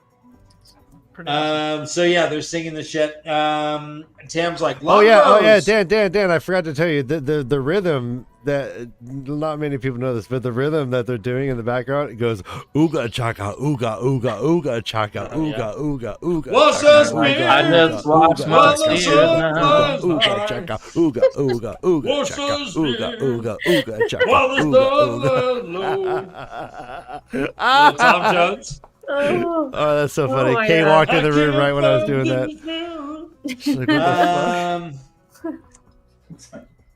Let's see. So they Watch the Unleashed. spears now. so yeah, the longbows, the Two River longbows, the most ferocious longbows in battle, start thwonking, thwonk, thwonk, and just taking out Shido by the hundreds. Apparently, you can shoot 12 longbows a minute. Thwonk, thwonk, Plunk, thwonk. plunk. I did the math. That's about 5 seconds a longbow. That's amazing. Yeah, That's yeah. that's about amazing. that's about amazing. Yeah, no maths. It says a quote. Wounded Chido hardly slowed even when they had to struggle up from the ground. They left hundreds lying still, though, and the second flight put down hundreds more, as did the third, with the fourth and fifth already on the way. The shadow kept moving, leaning forward as if trotting into a driving rain. They were no longer singing. Shanshin pull up. Suddenly their horns. They start throwing fireballs and lightnings. The Shadow are like, oh, we should probably get them. They're hurting us more. They're going over there. Doesn't seem to work too well. It says here, quote, the wise ones in Aes Sedai made throwing motions with both hands as fast as they could. And every time a ball of flame seemed to rise from their fingertips. So here's what they're doing. Yeah.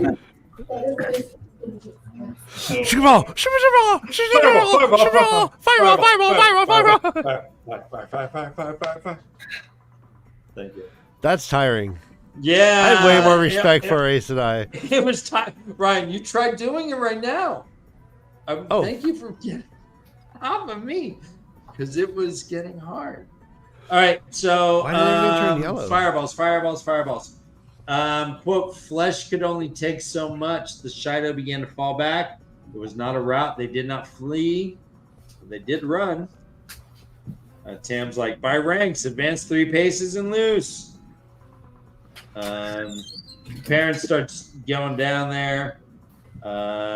Abruptly, half a dozen veiled men turned back, gripping spears, and started toward him.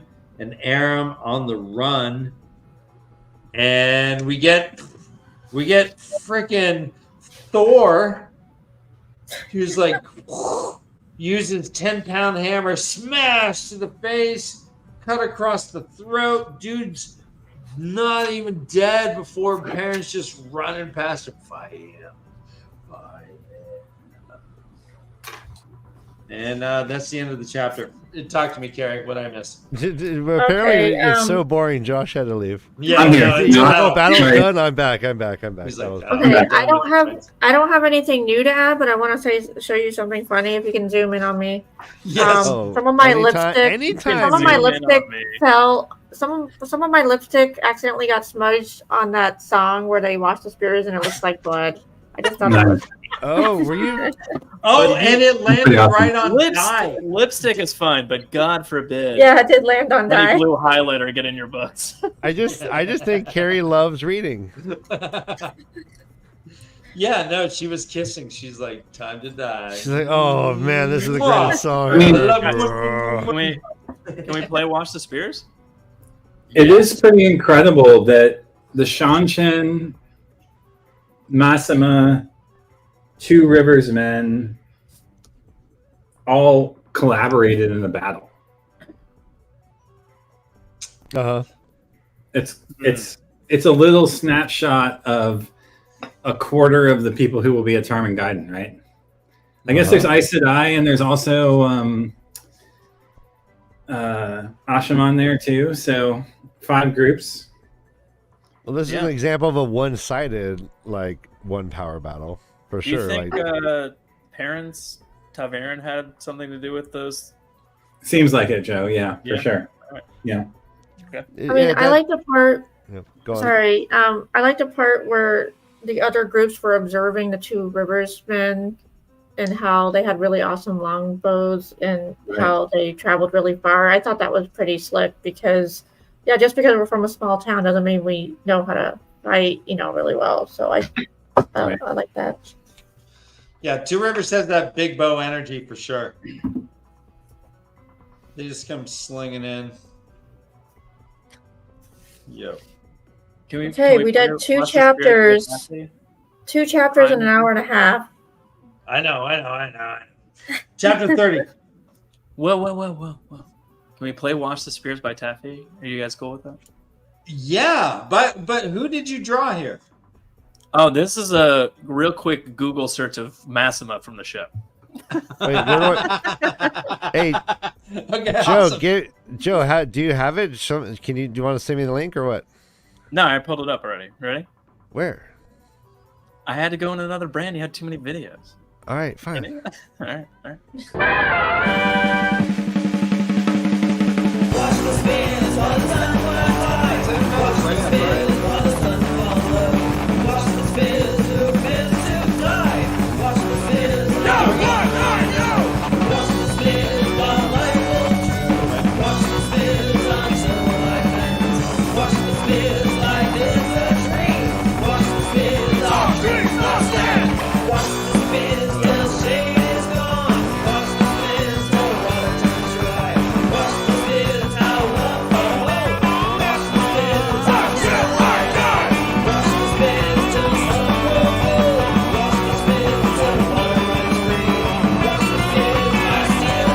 What's going on?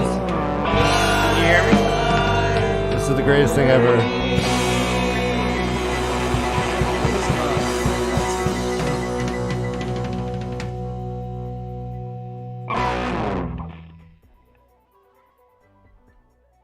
Anarchy 101.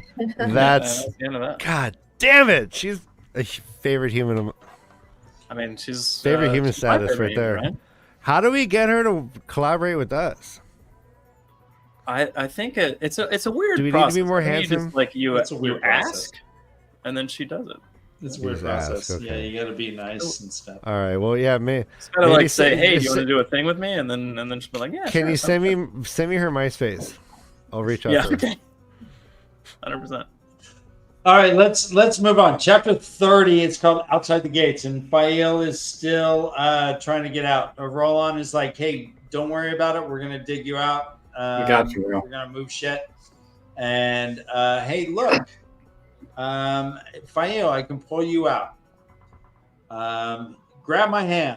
She's like, "Take the others first." She's like, "Don't tell me what to do. You're wearing white. Take my hand." He says, quote, "I like feeling your weight on me, Fael Bashir, but maybe you should climb a little faster so I can bring the others out." Gave her a nice pinch on the butt. She's like, "Yo." She laughed. No, she didn't yelp. That was my laugh, right? Yeah. I think she like. Roland, you animal. She So goes out close there. to There's the at teeth. least 100 of her people in the street staring at her anxiously, some of their white robes stained with soot from their effort at digging her out. That's amazing. 100. Is she the new Massima? She has people in white, dirty people in white surrounding her. Anyways,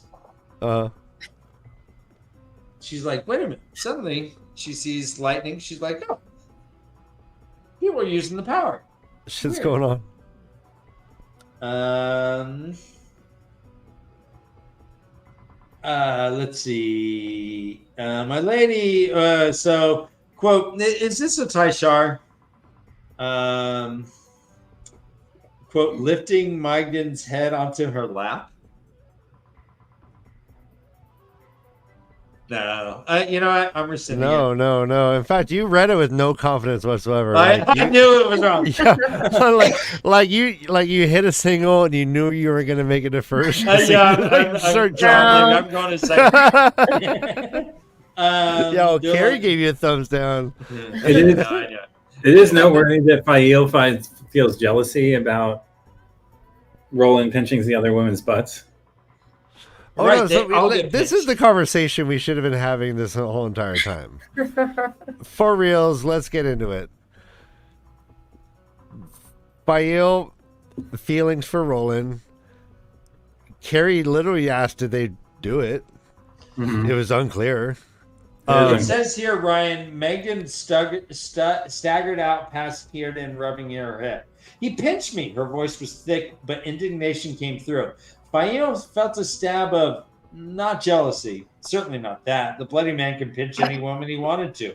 He was not Perrin. All right, so now this was brought up earlier by Dana Liu. Yeah, are we looking at Stockholm Syndrome? Are we looking at her having true, actual feelings for Roland? And did Perrin... And what did Perrin perceive when he smelled her up later and said, he's dead, she could have her secrets? Like, what do you think he's thinking? He doesn't care. I mean, he's let it go. Isn't that crazy, though? Does that seem like Perrin to you? Or is that a new, improved Perrin? It's the new, improved Perrin, but it seems like Perrin to me. It fits his demeanor. I mean, he knows that she's not going to come out of 50 days of being in captivity unscarred. And he's going to love her no matter what. Unchased, hopefully. Like, he's basically like, so is Perrin, whether she was raped? Is Perrin OG Polly? Is that what we're saying? Is Perrin love her so much she's like, man, I hope she was good and bad? Like what are we thinking here? No, I think he just knows that when you're captured, when you're a captive, you're not fully in control of your life. But how? Okay, yeah. How would he know that? Okay, wait. I mean, they're so young. Okay, he's taken many captives. So you were not surprised by that, Carrie? Were you surprised when he said he's dead? I'll let her have her secrets. Were you surprised by that? I'm not sure. Like the fact that it was mentioned, though, I felt was impactful to me. Not really. Mm-hmm. Because, like Josh said, like he's already forgiving her for whatever happened, because what happens in white stays in white, and she's now free, and now she's mine again. Like, she is mine, and nothing else from her past matters. Like, he just accepts her and takes her back. Like, he I mean, yeah, I think he would assume that stuff went on while she was captured, but he's just going to let it go because he doesn't care anymore. Powerful moment, I feel like. Yeah. Even more powerful is the fact that Fael lets him just kill Roland, and then the other women kill the other Aiel with no hesitation. That was the part that really struck me. Okay, so one could have read that as her trying to stop Perrin from killing him because she yells out, "Perrin!" And then Roland hesitates, and that's when he got the killing blow in. But like, it kept Roland from killing Perrin. It didn't keep Perrin from killing Roland. Yeah. So, but she was distinctly sad. He smelled sadness and shame on her, and he made assumptions, and he forgave her on the spot. I thought it was super powerful. It made me like Perrin a lot more. Yeah, me too, for sure. Yeah. All right, we'll get to that.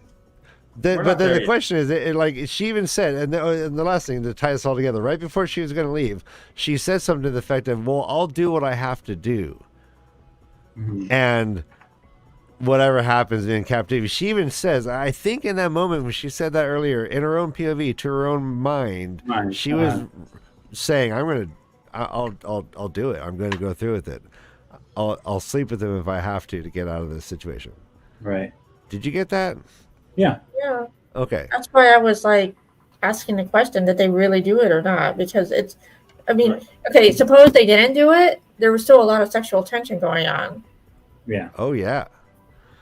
And she likes him. I mean, whether it's Stockholm syndrome or not, she obviously has some tenderness towards Roland for saving her ass multiple times. Yeah. No pun intended. Right. Do you think like 20 years from now, like they'll be at the dinner table and Faye will be like, "Can you pass me the roll?" And he slams his hand down. Sorry. She's like, "Can you pass me the roll and butter?" And he's like, "Oh no!" Jeez. He doesn't even know his name. Come on. Yeah, he doesn't even know his name. He just smashed some big dude. That's all he knows. The biggest Oh, dude he's ever seen. But All right, Dan, your facts killed the joke once again. like I said, we will get there. You jumped like 2 chapters I'm sorry. ahead, Ryan. I need more wine. I'll be right back. You need a book. All right, so Roland's like, "Hey, Faye, I'm gonna keep you safe somewhere, and then we're going to the forest. You know what happens in the forest." We know that Magda does get all weeded out from the fork root water. She can't even walk. She's limp. And in fact, Fael says she starts to feel a little bit weird herself, but shakes it off. She's like, "All right, we gotta go." Roland's like, "Hey, I don't know what's going on over there, but the Maraudon or dance tonight." Mm-hmm. Like, all right, cool. Then it jumps to Perrin. Perrin is in the tent city. He's winding around. I got Ty Shar here, quote, oozing down his left thigh. Nice. All right. Ty Shar. He kills 2 Shido real fast. Just awesome. Just plows through them. And then hears something turns. It does like the Trump, like turns, and then the sword just nicks his ear. Perrin's like, "What are you doing? What are you doing?" He's like, "I knew your fucking dark friend must have told me. It's them yellow eyes, you and Elias. I need to save Fael from you," and starts to fight Perrin. Perrin's like, "That sucks." But then he gets shot in the back by Taverin. arrows. This is Taverin for sure. Tavernness in that he was going to lose, or Tavernness and so he didn't have to kill his friend? Taverinness in that 2 Shido killed Aram instead of him not being able to. Okay. Yeah. Quote, he could see Aram lying where he had fallen. Clearly his role in the pattern has not been fulfilled, right? A scrap of breeze ruffled the dark fletchings on the arrow sticking up from his back. He said Elias was right. You should have never let him pick up the sword. You should have just sent him to fuck off. Back to the Tinkers or whatever. It's like, oh well. Oh, shit. Well, dude tried to kill me. Hey, you know what? This is a stand your ground state. Malden is. Hey, I asked him if he had an articulable offense, and he had none. So you have the Second Amendment right to stab people who are entering your domicile. So he's like, all right. So he's going up to the I want those shoulders. the city. Mm-hmm. And he sees. Okay. Go ahead. Can we talk briefly about Aram dying? Yeah, So- please do. Okay, so this part kind of shocked me a little bit because part of me thought early on that Aram was going to die a really stupid death. Like he was just bound to die in a Mhm. stupid way, but I had no idea it was going to be up against Perrin in some fashion. Like that kind of that's the part that kind of shocked me. Mm-hmm. Would you say this was a stupid way for him to die? Yeah, because he got brainwashed, and it's like, seriously, you would believe that idiot guy over the guy that's mentored you since you picked up a sword? Like, why aren't you trusting Perrin? You should know by now that he's not a dark friend. Why are you believing lies? It was just so weird. Let me ask, why do you think Tavernus stopped working on Aaron? What do Or you mean? can we say that? What? Perrin. I don't think you certainly can. I has think- influence. Go ahead. So this is like whatever the reverse of plot armor is. This is like plot necessity, right? This has to happen in order to convey to us the danger of the Tinkers abandoning the way of the leaf. The what? The way of the leaf. The what? And then the beat drops. This is the moment of showing the peril, no pun intended, the Perrin of rejecting the way of the leaf and picking back up the sword. Love it. Mm. So this had to happen. Okay. I mean, that's how I read it.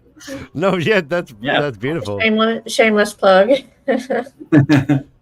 And I mean, and it wasn't like out of the blue. Like he was acting off. No, you've been acting off for a while. Yeah, it was Yeah. drinking too much. Now he Is it- specifically wait. Let's talk about this though. He mentioned that he's been fucking toying around with Masama, Hmm. like they're buddies. Could Best of friends. Masana have infected him in a way to make him have done that? Right, Could have He been like was reverse Maximus Knight. brainwashing.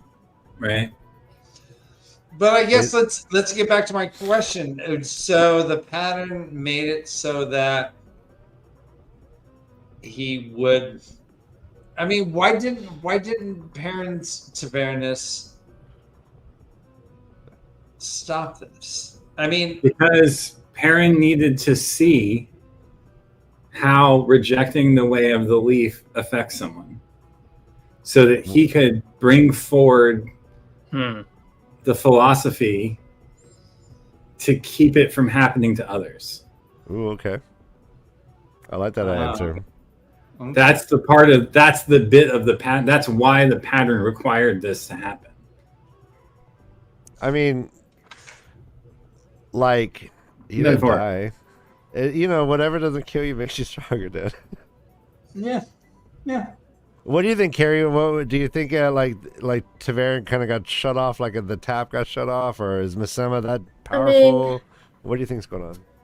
I like Josh's answer on this one. I mean, I didn't think of it in this way at the time. I just was shocked by his death, and I didn't really think much of it. But now that he's talking about the impacts of the way of the leaf and all that, I think that's a pretty cool answer. So I'm gonna side with Josh on this one.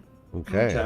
All right. Well, let's stay with death. So Perrin also kills Roland. Here's it says like a dog. Killed him like, Like a dad. He died like a dog.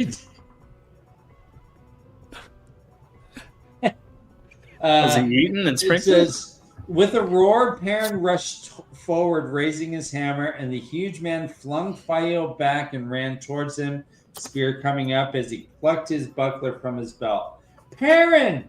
Fael screamed. The big Shido seemed to hesitate for a heartbeat, and Perrin took advantage of it. His hammer hit the side of the man's head so hard that his feet left the ground as he fell. Another was right behind him, though, spear ready to stab. Suddenly the man grunted, surprised because he had a knife in his back. At least it was quick. Jesus. It That's was quick, but Robert Jordan does write this with an ambiguous.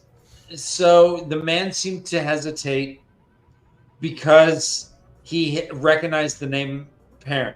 Perrin, yeah. Knew that this was Fael's husband, and I like to think that if Perrin didn't kill him, they would have had a nice discussion. They would have had a nice talk. They would have. They're like Perrin and Roland. What about? Yeah. I was shocked that it went down this way. I really thought that the Fael and her cohort would honor the honor of this group of Aiel. I was shocked that it went down the way that it did. For real, it is shocking. It but was happened one. so It was so quick, right? Yeah, right. It was one blow. All Fael could scream was Perrin, and he clobbered him. I mean, he was hungry like a wolf. He was hungry like a wolf. He was listening to Los Lobos. Well, I That mean, means but wolves. like if you know, do you think she would have like if it didn't happen so fast? Like, what do you think Fael was allowing him to die, or I mean, like, was she The just fact like, that she's Fael good? killed, that the ladies were so quick to react on the other two, leaves me. I mean, clearly they were all upset by what they had to do to their rescuers. Uh-huh. Yeah, she was crying. But this is it's like a war crime, essentially. Right? Well, I mean, it's not like 3,000 Strong words. pages. Well, it's like translators getting killed. No, but it's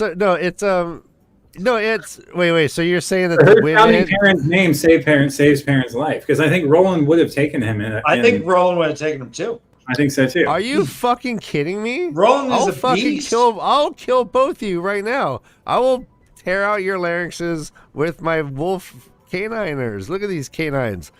Come on now. This is Perrin Ibarra. He killed a Murdral, I think it was at this point. He's killed Trollocs. I think it was. Did he Perrin kill was Mur- out of his weight class. Didn't he kill Murdral? I thought he killed a Murdral. I don't know. I don't know about that, Ryan. I can't disagree or agree, but I think I agree with you on this note. Josh and Dan are insane, and Perrin would have destroyed that man. Yeah. Whether was getting out of his way. Whether He he had- got distracted for a millisecond or not, destroyed. All right, hey. No, you don't bring a hammer to a All right. spear dance. I don't know if this is an unfortunate name or the most amazing name. Hi, Matthew Matthew. Murdoch says, just want to say how amazing this sketch is turning out. And I Yes. agree, Joe. Well done. Joe Oh, from thanks. Squadcast is a Oh, God. thanks. Yeah, He's a Renaissance man. Brian says to chooses Perrin. Sansi. Roland seemed. You know what? And this is a very interesting choice for Robert Jordan to make. And having Roland, really the nicest guy. Oh, a The true nicest gentleman. guy. A true gentleman. Saves her from the R word, I think, several times. Several times. Listen.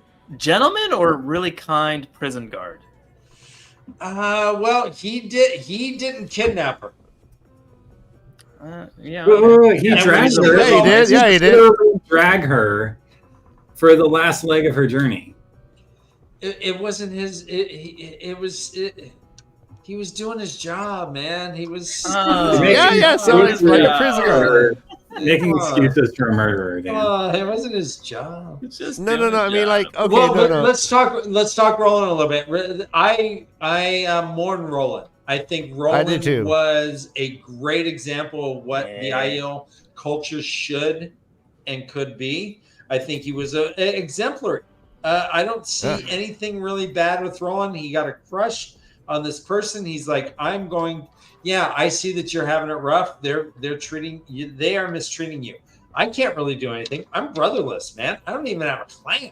Oh, remember the heart? He brought the fires out to her, the burners, and kept her alive. He like was massaging her naked You guys body. are Stockholm syndroming him to shit to death. It's so gross.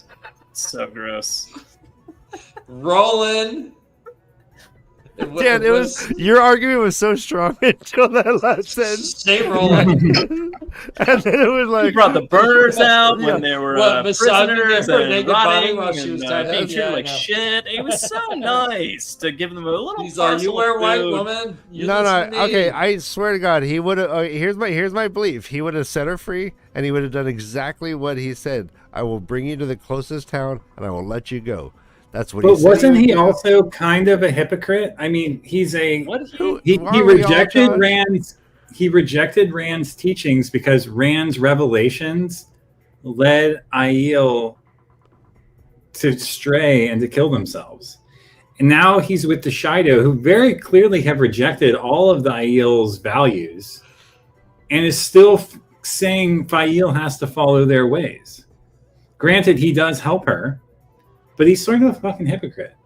What do you mean he has to wait? How did he make her follow their ways? Well, Like he's 'cause gonna it's- free her, which is like, totally He against says the that you still tradition. have to follow. You're in white, woman. Listen to me. He's blah, blah, blah. joking. With a It's cat. an Not emergency. joking. It's like she's in shock, and he's like, "Hey," he slaps her around. It's like I don't think he's joking. He's No. totally joking.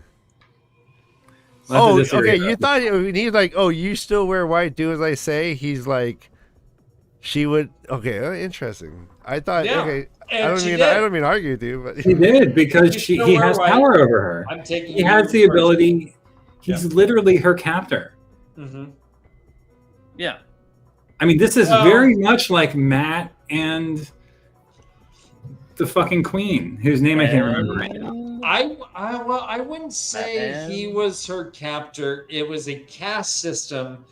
I would define it as a caste system that she was put into, where he was of a higher caste, but he was not her captor at all. At all. He still acts as her captor. He does. Yeah. no, only in those moments when in an emergency he needed her to fucking hop to it. He didn't let her go before. What are you talking about? Which one? What? Roland didn't allow Fael to leave before, although there were opportunities for him to, probably. Well, that was before they fell in love. No, she would have died. She would have been captured. No, I don't know. All right, I don't know. This is a complicated. There's And a lot no going one's on. no one's saying their opinion in chat, which is really interesting. I don't know. Are we pro Roland or anti Roland? Yeah. I think it's sad that he dies. I felt sad that he died. I was shocked that it went down the way that it did. That doesn't mean that he's also not a hypocrite and that he's not a problematic character, but he's well written. And we Right. certainly. Oh yeah, he's extremely well. Right. written. Poll. Roland. Cool or fool? Okay, cool or full? Okay. I appreciate the brevity, Dan. Yeah. No, and this is encapsulating. Here's a lot real if quick we poll. say cool. Do you like Roland? Is he okay? I don't know. Oh, Maybe he's no. all right. This maybe is, he's not. this is like right on point. Thank you, Robot Adventures. Yes. So you This is what you he still did. wear white. Why am I up top again? Carrie is more important than that. All right, so Perrin kills Roland. He's like, "Oh God, I wanted to smell you for a long time." They smell each other. He's like, "You smell." Mhm. He's like, "Did they hurt you?" She's like, let's say. He's no." like, that guy did. See that body over there? See that smash face? Yeah, he hurt me. They're like, "Yeah, you're alive. That's all that's happening." They're like, "All right, where are we gonna go? Hey, go north. North is safe." They're like, "Cool, we're all going north." Let's see. They've determined that what's her name certainly is Galena certainly is a Black Aja because she lied to Perrin as well. Gaul asks where's Shad. He's like, this lady's tricked me. Quote, "The maidens tricked me," he said grimly, "but I will find her before them." And he goes down. Elias is like, "I'm gonna go too. I haven't killed enough people. I need to kill some more people." I need some more death. Yeah. I got a Taishar quote, gasped and jerked, arms flailing out of his control. I don't really. gasped and jerked, arms flailing. Well, out you of could have his stopped control. a gas and jerk. The arms flailing out of his control is. I don't. Right. Okay, maybe. Okay. No, I'm sorry. like that? sorry. Really? I'm You just don't not like that? experienced. Yeah, sorry.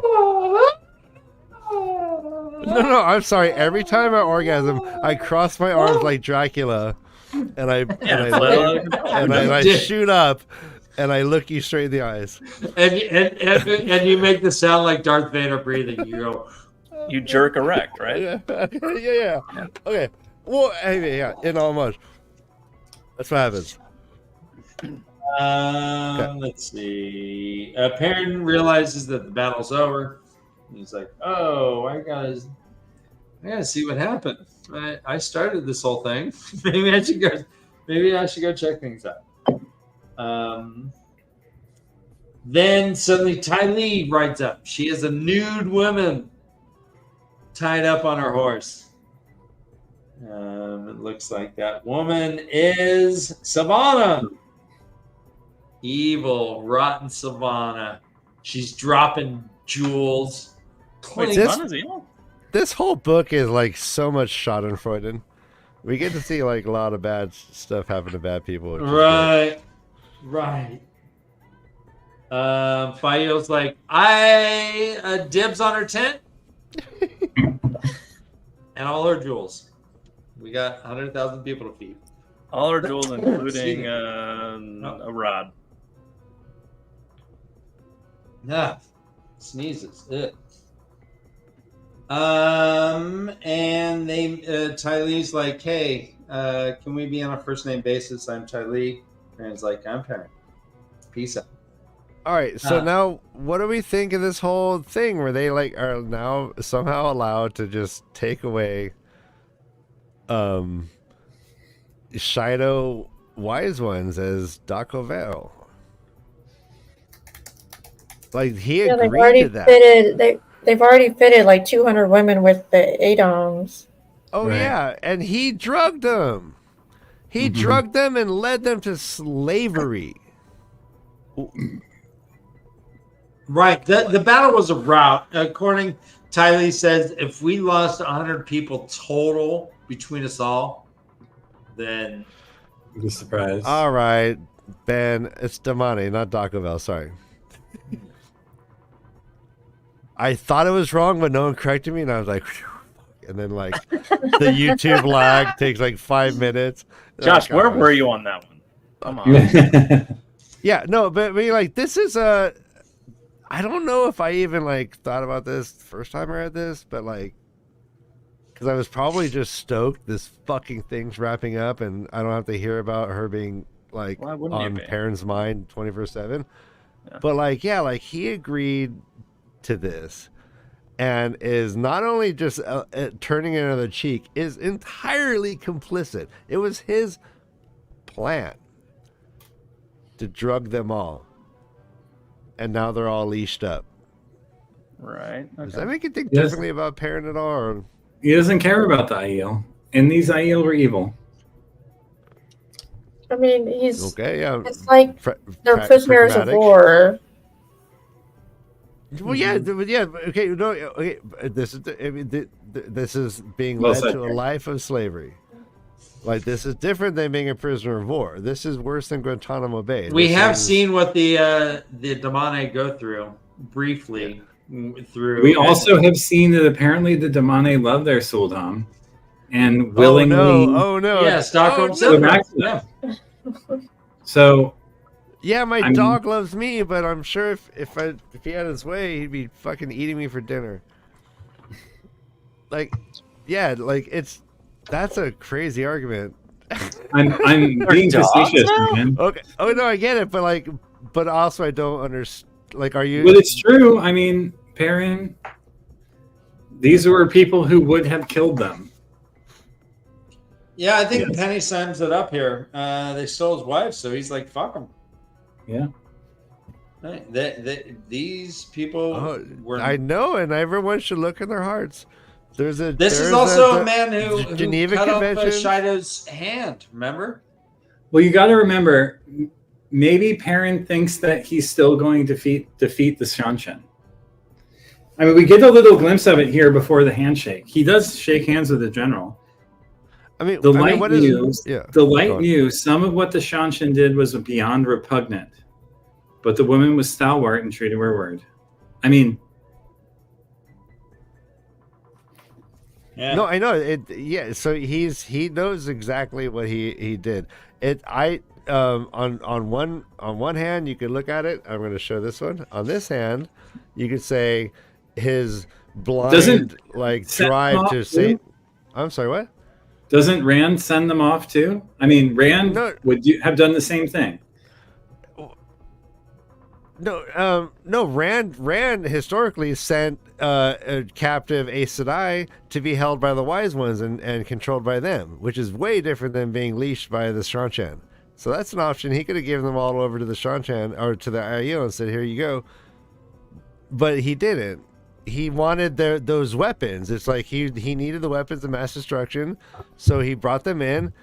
They did their job. And he's like, literally, she's like, I hope I don't see you on the battlefield. She's a fucking enemy. And he's like toying around with her just to get Fael back because he was so driven. Right. So It's all again, understandable, but like, whoa, was his saving Fael a part of the pattern or a rejection of his place in the pattern? I love that question, Josh, because many book readers wanted to just not be there at all. Like, but yeah, like that's a very good question because like if it is part of the pattern, then we'd have to assume something crazy like. Well, I guess so about I want to Fael. bring up this bit about the broken crown at the end of this chapter. Fael made a small curtsy, inclined her head slightly. Dirty face or no dirty face, she was regal, which made him think of the broken crown. Discussion of that little matter would have to come later. No doubt it would be a prolonged discussion. He thought he might not find it so hard to raise his voice, the way she apparently wanted this time. So the broken crown is the crown of Saldia, right? Which is supposed to pass on to either Fael's father or her. Yeah, I'm actually looking it up because I don't remember. So, like, is this selfishness or is it the pattern? Is Perrin acting on the goodwill of the people? Or is this him acting on his own self-interest? Will the pattern take advantage of that or not? Like, does it really matter which it is? I don't know. But it sure looks like his own self-interest is in saving Fael, right? Mhm. So does love conquer all? Is love the highest value here beyond even saving the world? And if so, what does that say about Rand and Perrin's future interactions? Yeah, I love these are all great questions. You're right. Broken Crown on the wiki or whatever it says Broken Crown is a symbol of Saldean sovereign, belongs to the House Khazadi Bashir family branch. Beautiful, Josh. Yeah. So he was thinking about her, like Her being a queen, essentially, Yeah. right? So I wonder he's if gonna that- yell at. And he's So gonna what be does it yelling. mean that he wants to fucking yell at her? Yeah, it's like And he's right. like- Does it mean that he wants her to pursue it or not? or does he want to be king? Right. So I wonder if this little nod to the broken crown is a little seed of a conflict between his personal interests, their personal interests, and the pattern. That was what it made me think of when I read it. And he just rescued her, so why would he think of it? Right. Well, he thinks of it because she bows regally to the Shanshan general, who is his enemy. All right, so Daniel's asking, did the pattern need Fael Right. saved for the future last battle, etc.? We don't know that. I mean, 3 books from now, ask me that question. I'll have an answer, hopefully. Well, I guess there's two ways of looking at it. If one A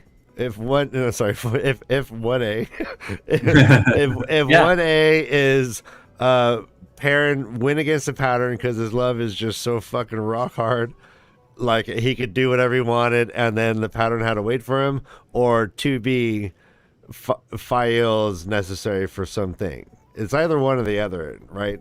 As far as I could see. Or he like went against it and now is in opposition to the pattern. Oh, just like moving forward. Okay. Right. Love it. What if he is going against the pattern initially, but then the pattern reforms itself around him later on? I like that character. It kind of That's like absolutely goes a back. possibility. Mm-hmm. Well, Totally. the thing we know about Taverin is like, it's not like you're born. It's like you're Taverin when the pattern needs you to be Taverin. It's not Right. necessarily like a permanent thing. I don't think we can know yet if she's essential for the last battle or not. Whether this was a necessary loss, like whether Perrin making this bond with the Shanshin while Rand is also attempting to do the same thing will lead to some future state where they all are in harmony with one another. Will Tylee and Perrin see each other on the battlefield? And how will that make them react? Could that lead to some joining of forces where there would have been ill will in the future? There's so many possibilities for how this could go. No, yeah. So Perrin and Fael are finally reunited. What are your feelings about this whole thing, guys? Well, I guess my question is, how is Fael gonna act around him now that she's back with him? Because she was a whiny little, I just wanted to wring her neck, like, she drove me nuts before she got captured. And I swear to God, once she got captured, I really enjoyed her plot line because I just wanted her to get a taste of her, medicine. I am curious how the relationship is going to evolve after this. I mean, are they going to need counseling? Like, what is going to happen? Yep. It's a good question. Wait, actually, real quick before you move on, I just want to point out when Fael gets captured, that's the first time we get to hear from Fael really without Perrin sniffing her butt. Yeah. Okay. So yeah, No, we saw I her. think she's been early on when she was a hero of the Horn and she was on the ship. No, it was all We've had her POV, perspective though. on her own before. That's not true. But she's a very different woman. Yeah. But than not she was then. since they've been married and whatnot, I guess. Right. Yeah. Well, it's not even the marriage part. I think that her growth as a character has It's been exponential for sure. exponentially shifted from that moment, from the last time you saw that, Josh. Yeah. That's all I would say. That's I the only agree. caveat to that point. I recognize that for sure. Yeah. Jeez, I feel as useless as Rand's left thumb. Maybe something needs to ooze down your thigh, or It oozed down my left Your wrist? thumb. All right, guys. So honestly, we have 2 more chapters left. We've already gone well over 2 hours. Do we want to just put a bow on this one? And Yeah. I really like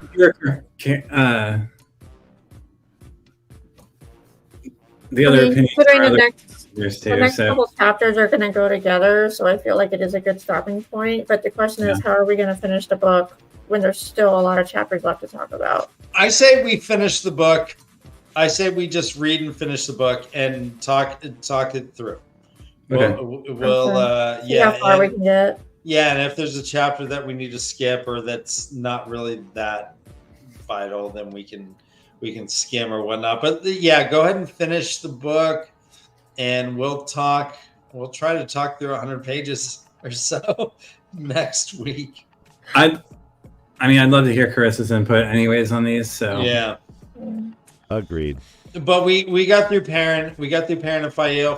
This, I would say, was officially part of the slog. It was the whole Perrin Fael thing. I liked the way that it resolved. I liked Perrin killing Roland, like without preamble, without any it was just another Shido, and he just smashed him. And I also like the ambiguity because of Fael yelling out that Roland was hesitant because he did not want to hurt Kill Fael's man. Yeah. That's kind of one of my favorite parts, actually, of like this whole fucking thing is that is Roland. Roland to me had redemption value, was like on a good path. I see him as being more savior than not in Fael's existence at that time. And his unceremonious demise was potentially shocking, and I think I liked it, man. Reading it again, it was like shit, man. It's sad, yeah. It's intense. Yeah. Okay, there's been a request to close the poll in the chat. Ryan, when you next time you do a poll, set a timer. Moment in time. Set a timer on your phone for 4 minutes. All right, right when I went to close it, it all shifted. All right. I didn't say it was complete. I said that part was done. All right, so this is a rare 50-50, Dan. 50-50. We had 1,400 votes, and 50% said cool. 700 said cool, and 700 said not cool. Yeah, I said is roll and cool or fool. I didn't vote. Hey, pass me the roll. I could be Mike Pence right now. You're gonna be the upper hand. Dan, is Kamala Harris now? Jeez. I could be the real vote, right? You know. The real vote. The one that takes courage. All right. Speaking of courage, let's get into Discord. Shoot the shit for a little bit.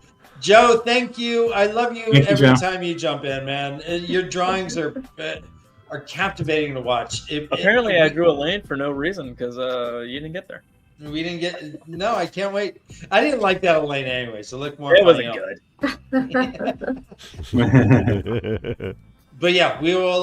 We'll talk. We'll talk next week. Finish the book next week. Yeah, but we will finish reading the book. Okay, and sounds thank good. you for your patience, guys. All right. Right. Very exciting, everyone. Run for your lives. This is The Way of the Leaf. Bye.